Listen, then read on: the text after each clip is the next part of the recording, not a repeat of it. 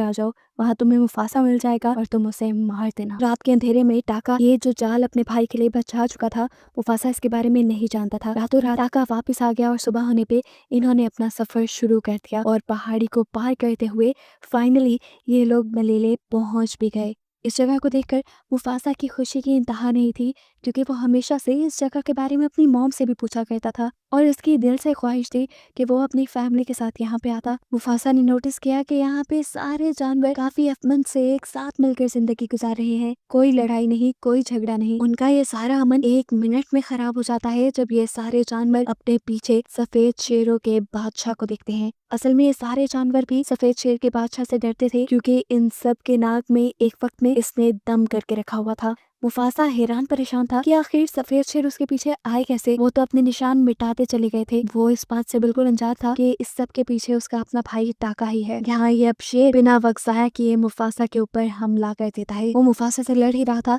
कि मुफासा ने पहली मर्तबा तो उसे धक्का देके दूर कर दिया और तब उसके सामने आया टाका और उसे सच्चाई बताई कि ये सब टाका का किया धरा है। सफेद शेर को मुफासा तक लाने वाला और कोई नहीं बल्कि टाका ही है। ये सुनकर अब मुफासा का दिल टूट गया और इसी सब में दोबारा उस सफेद शेर ने उसे उठाकर वहां पहाड़ी से नीचे फेंक दिया। ये मुफासा के लिए अच्छा ही हुआ था।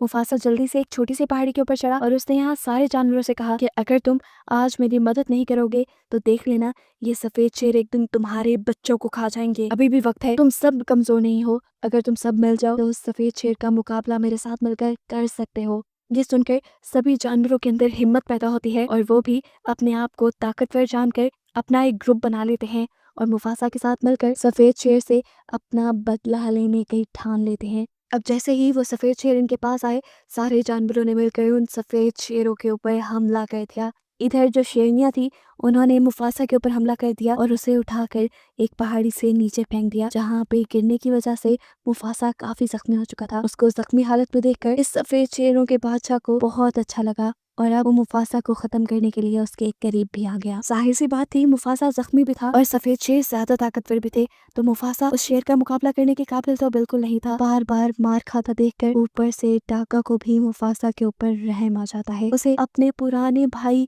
और अपनी दोस्ती याद आ जाती है, इसीलिए वो मुफासा को बचाने के लिए अब इस कड़े में कूद जाता है। इस टाइम टाका ने आकर सफेद शेर से कहा, तुम उसे छोड़ दो, उसे जाने दो। लेकिन अब सफेद शेर बिल्कुल भी रहम के मूड में नहीं था। वो तो अब बदला ले ही रहा था। उसने जब दोबारा बदला लेने के लिए मुफासा पे हमला किया तो अब सामने टाका आ गया और टाका भी उसके हमले से जख्मी हो गया। इस शेर से लड़ने के लिए अब मुफासा और टाका को एक साथ मिलकर लड़ना था। ये बात वो समझ गए। उनकी इसी लड़ाई के दौरान ऊपर हमें दिखाया जाता है